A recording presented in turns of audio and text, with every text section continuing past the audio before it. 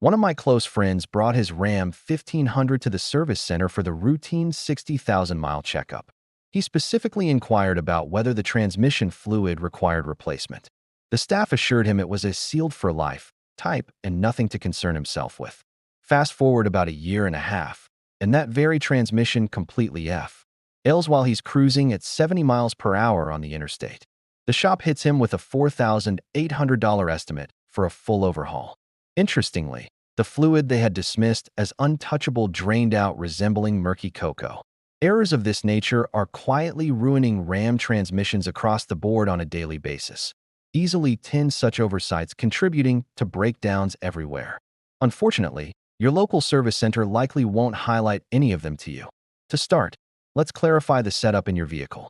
Owners of the Ram 1500 model are equipped with the ZF 8-speed unit.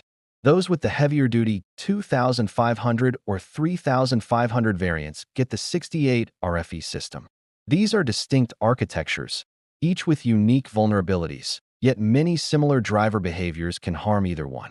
I'll specify the applicable models for each recommendation as we proceed.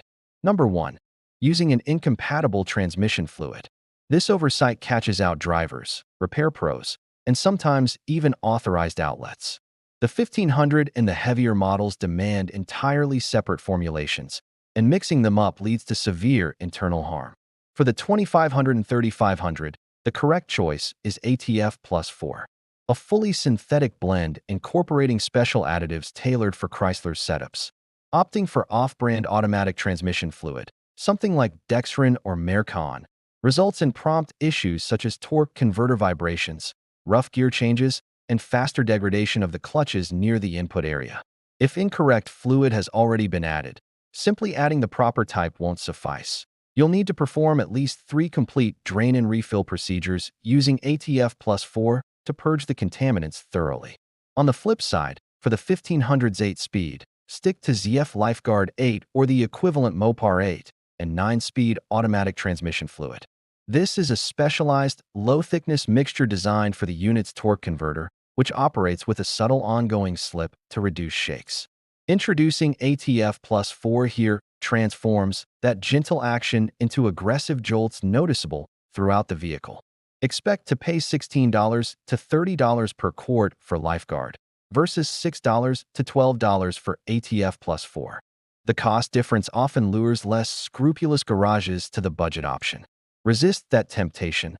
Mismatched fluid in any Ram is essentially a countdown to major undercarriage trouble. But remember, the liquid is just one aspect. Your on-road practices play an equally critical role. Number 2. Hauling loads without activating tow/haul mode. All Rams feature a dedicated tow/haul switch, typically located on the steering setup, but far too many people overlook it entirely. Some assume it's reserved for extreme weights, while others fear it accelerates component wear. Both notions are misguided. Engaging this mode instructs the system to maintain lower ratios for extended periods, increase shift firmness, enable downhill engine compression, and disable the highest overdrive settings. That overdrive restriction is particularly vital. In the 2500 and 3500, the overdrive clutch assembly represents the primary weak link in the whole mechanism. Its friction discs measure a mere 0.034 inches in thickness, ranking among the slimmest in heavy trucks. The surrounding casing can deform under stress. Without tow/haul, the unit endlessly cycles through gears, entering overdrive only to exit under load and repeat. Each loop erodes the discs and spikes fluid temperatures. Seasoned heavy-duty Ram enthusiasts often take it a step further by manually excluding 6th gear during pulls, and a few even skip 5th to prioritize longevity over minor fuel savings, aiming for 200,000 miles of reliable service. For 1500 drivers, this mode eliminates needless toggling among the closely packed ratios, actually keeping the system cooler by minimizing excess shifts. Such constant hunting builds up heat, but in the larger trucks, there's an original component that exacerbates thermal problems dramatically. Number 3. Changing from drive to reverse, or vice versa, without coming to a complete halt. It's a habit many of us slip into. Easing out of a parking space with slight backward motion still present, then selecting drive prematurely. It seems minor, but the consequences are anything but. Reversing direction mid-roll forces the internals to abruptly counter-rotate. The gear sets, supports, and roller elements aren't engineered for such abrupt stresses. In a hefty rig like the 2500, loaded with cargo or a trailer, these impacts accumulate rapidly. A single instance might go unnoticed, but repeated over years, it wears down expensive-to-repair elements. Speeds over 5 miles per hour elevate the chance of instant, total breakdown within the housing. Take that brief pause to stop fully before engaging the next gear. 1500 owners using the knob-style selector have an added caution. Its proximity to HVAC dials makes accidental bumps common. Over 1,400 incidents of unintended movement prompted regulators to investigate, leading to auto park features in later models when the door opens. Always engage the parking brake as a backup. Our next tip involves a simple, affordable upgrade that averts a costly total replacement. Number 4. Overlooking the thermal bypass valve in heavy-duty models. This applies specifically to 2,500 and 3,500 owners. Consider it a top priority. The factory includes a thermal bypass valve meant to divert fluid from the cooler during initial warm-up phases. While conceptually sound, it's flawed in execution. Even functioning as intended, it restricts cooler circulation by as much as 87%. Worse, it frequently jams shut, blocking all cooling entirely. The fluid then loops internally, escalating temperatures without relief.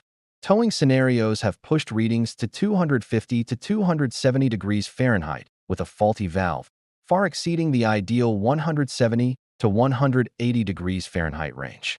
Every 20 degrees Fahrenheit increase halves the fluid's lifespan. At 300 degrees Fahrenheit, the unit essentially self-destructs through overheating. The solution? Swap it for a machined aluminum full-flow adapter from brands like RevMax or BD Diesel, priced around $100 to $135 and installable in less than 60 minutes. Forum users report drops from over 200 degrees Fahrenheit during camper hauls to a steady 140 degrees Fahrenheit post-upgrade. For anyone pulling with a heavy ram, this modification delivers unmatched value in preserving your drivetrain. However, even with optimal cooling, certain actions can obliterate a healthy transmission almost instantly. Number 5. Performing neutral drops or brake torquing launches. A neutral drop involves revving the motor while in neutral, then jamming the selector into drive for a quick takeoff. It might thrill momentarily, but internally, it's disastrous. The converter's input side spins furiously while downstream parts remain static, engaging drive hammers that energy into immobile components. Repair specialists have witnessed entire units shatter from one such maneuver. Fractured supports, sheared splines, scorched frictions, all equating to thousands in fixes from a foolish stunt. Brake torquing follows a similar path, pinning the brakes while building RPM in drive, then releasing. This stalls the output while the input churns, generating extreme heat in the converter, temperatures soaring beyond 300 degrees Fahrenheit rapidly. Gaskets fail, surfaces glaze over, and you've manufactured an avoidable $4,000 to $8,000 headache. Dealers can spot these abuse patterns during inspections, voiding any coverage. Moving on, this subsequent flaw involves a remedy that service centers often withhold knowledge of, despite having it readily available. Number 6. Overlooking the no-cost TCM software refreshes on your 1500. If these insights are helping you protect your investment, consider hitting that subscribe button. We drop fresh RAM care advice weekly to keep unnecessary repair bills out of your life. Owners of 2013 to 2018 Ram 1500 trucks often deal with that jarring downshift jolt. You're rolling toward a stoplight, dropping to roughly 10 to 15 miles per hour, and suddenly the whole cab gets a sharp kick from behind, like a minor rear-end tap. That's the notorious 2 to 1 gear transition, a gripe that's plagued the ZF8 Speed practically since launch. The aggravating part? FCA has put out several transmission control module updates precisely targeting this behavior. A dealership can apply the reflash at zero charge in around half an hour, yet they rarely reach out proactively. You need to request it yourself. I've heard stories from folks who shelled out big for valve body replacements or full unit swaps, only to learn later it was resolved with a simple, free software patch. Important note: once the update is done, The transmission requires an adaptation period to adjust to your specific driving style. Expect some clunky or firm shifts during the initial 200 to 300 miles or so. That's standard. Allow up to 500 miles of varied city and highway driving before evaluating whether it's truly improved. Bottom line for anyone facing shift complaints on a 1500, exhaust every available software calibration before greenlighting any invasive, high-dollar mechanical repairs. Number 7. Pushing the truck aggressively right after a cold start. When ATF gets chilled, it turns viscous and struggles to circulate properly through narrow valve body channels, solenoid pathways, and cooler circuits. The result? Inadequate lubrication, abrupt clutch apply, and accelerated surface wear on metal parts during those critical early moments on a sub-freezing morning. Picture forcing thick syrup through a narrow tube. That's essentially what's happening inside your transmission if you fire it up at single-digit temps and immediately mash the throttle. In regions where winters dip below freezing, let the engine idle for 1 to 2 full minutes before selecting drive. When it's well below zero, extend that wait a bit longer. A handful of veteran owners swear by manually cycling the shifter, park to reverse, to neutral, to drive, then back, while stationary, to help distribute fluid throughout the system before moving. Once rolling, keep things gentle for the first several miles. Avoid flooring it, skip towing duties, and ease into merges or highway speeds until operating temperature stabilizes. Special alert for 1500 models with the rotary dial shifter.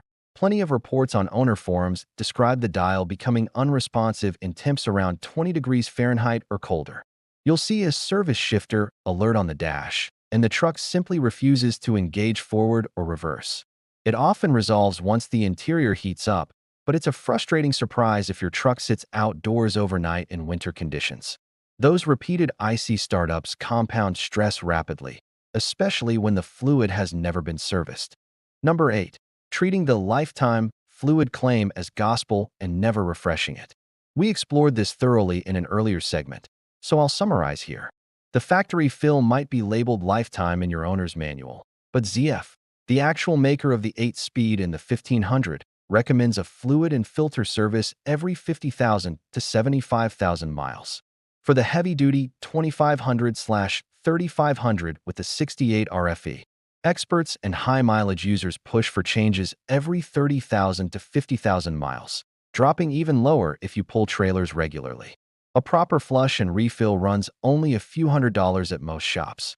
Ignoring it invites accelerated wear, contamination buildup, overheating, and ultimately a total failure that dwarfs the service cost. Dive into our dedicated deep dive video for all the technical breakdowns and step-by-step guidance. Now for a trap that blindsides many folks who tow RVs or travel trailers behind their Ram. Number 9. Attempting to flat tow your truck incorrectly. Two-wheel drive Ram 1500 models are strictly not approved for flat towing. All 4 wheels on the ground, behind a motorhome or similar. With the engine not running, the transmission's internal pump doesn't circulate fluid. The spinning wheels then force unlubricated components to turn at speed, leading to overheated seals, seized bearings, and catastrophic internal damage in very short order. Forum accounts describe brand new transmissions failing after less than 20 miles of this abuse. 4-wheel drive versions can be flat towed, but only with the transfer case deliberately placed in neutral, not just the transmission in neutral.